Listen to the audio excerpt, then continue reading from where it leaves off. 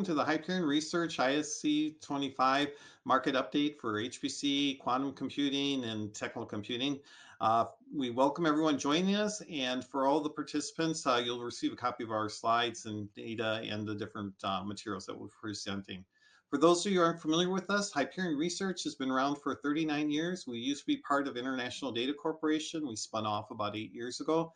And we also operate the HPC User Forum, which we've had 85 meetings in the last 25 years. And we welcome and thank everyone for joining us, presenting, and helping us make such a success for both parts of our business. Here's the Hyperion Research team. We have a number of really great analysts, survey specialists, consultants, and account reps.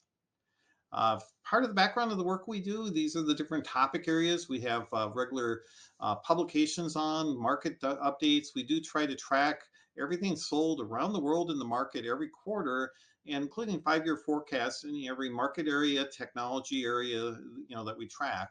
We look at traditional HPC, of course, AI with machine learning, deep learning, and all the new things happening there. Cloud computing, which is growing at a very high rate. Also storage and new data technologies, interconnects, and all the different topics here. We are also developing a new way of measuring R&D and looking at leadership computing.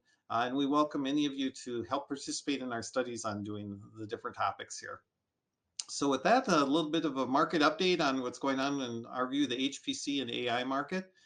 Looking at 2024, it was one of the strongest growth years we've ever seen, at least in the last 2 decades. At around 23.5%. If you look at the on-prem server portion, that represents around 42% of the market with storage, software, and services. And then cloud computing now has grown to be about 15% of the market. The amazing part is if you look at all the different spending to run HPC AI workloads for technical computing, it's now over $60 billion a year in total spending. So just tremendous growth. This is how the market looked last year by vendor. Hewlett-Packard is the market leader with Dell and Lenovo very strong also. We also have a new category that we're tracking, which I'll cover in more detail, the non-traditional suppliers. So those are not a regular vendor, but they're different companies like NVIDIA, Supermicro, who are now selling complete systems in the market. And this is how the market looks as far as our new segments. Our new segmentation, we have leadership computers, which are over 150 million US dollars.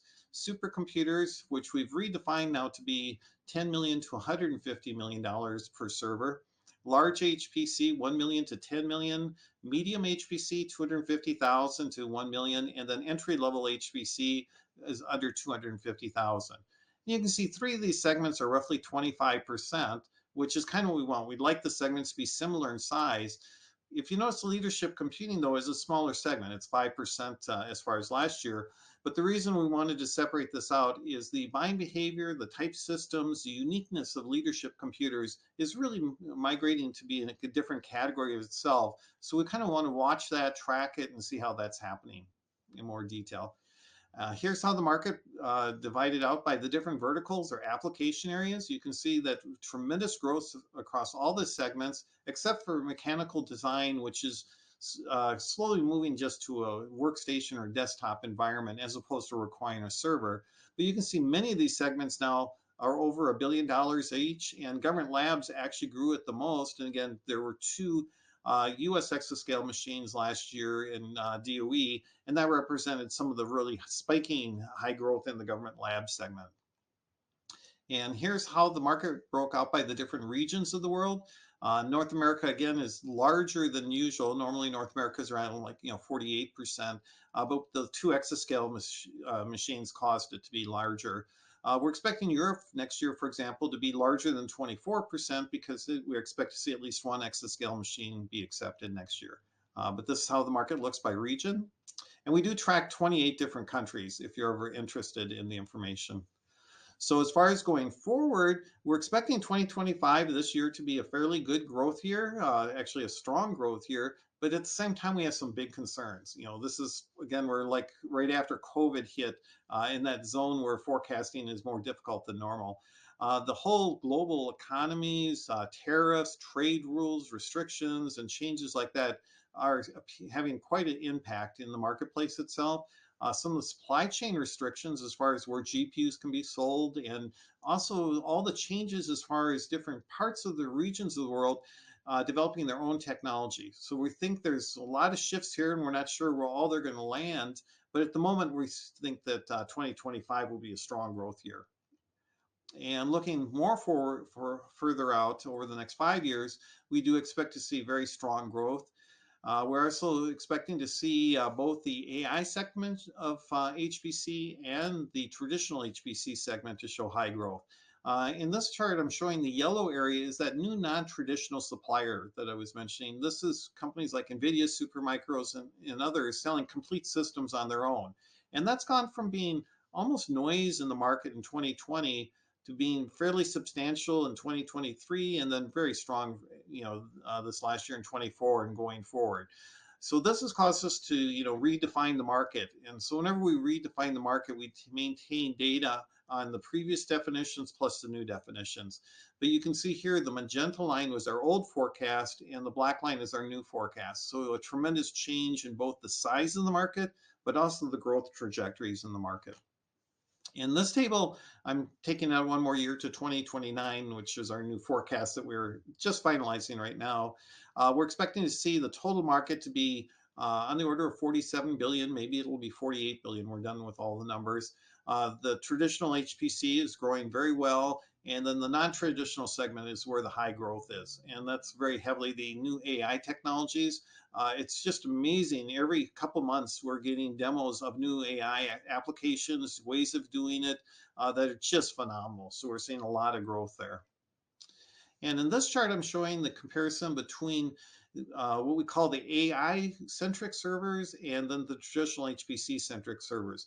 This is becoming very hard to do. We're going to still maintain this chart, but it's really fuzzy because a lot of sites, of course, are doing mixed workloads. There's only a few sites that only are doing HPC in their system, or a few sites that are only doing AI technical computing. In most cases, there's a mix.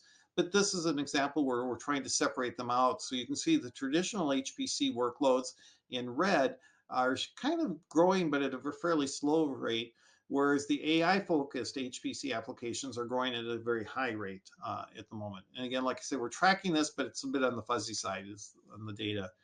And this chart, which is a little bit hard to read, is our current view of the exascale market. We are tracking around 45 different systems that represent about $42 billion in total value. So again, this portion of the market, which we now have that separate category for, really are different machines in many cases, whether they're the first of a kind technologies or new technologies or unique technologies just for themselves, or test beds for new types of processor designs, within different regions of the world. And in conclusion, 2024 was a strong growth year, driven heavily by the GPUs, cloud, and all the new AI technologies. There are many high growth areas right now. Using cloud to run HPC and AI workloads is growing very fast. We'll be talking more about that in a few minutes. All types of AI workloads, and again, there's new ones coming up every day, it seems. Quantum computing systems, we think 2025 may be the breakout year for installing quantum machines, especially across Europe. There's 6 or 7 different type machine technologies that are expected to be installed and operational this year. And as you've heard before, the storage area is seeing major growth, driven a lot by AI, big data, and the need to do a lot more modeling and saving of very large data sets. And the part that's always amazing to me is all the new technologies that are showing up. Of course, in the AI realm, but the new types of processors, new types of AI hardware, new software, new types of application areas, the interconnects. This could become the year of the breakout for optical interconnects, either this year or 2026. At the same time, there are still some growing concerns around power consumption, and cooling with that. But also the biggest concern we still see in the market is the lack of talent and the aging out of some of and retirement of the talent. But also all the new AI technologies, the new hardware technologies require an increase in technology and more folks in the market. And with that, I want to thank you again for joining us, and then we'll go on to the next presentation.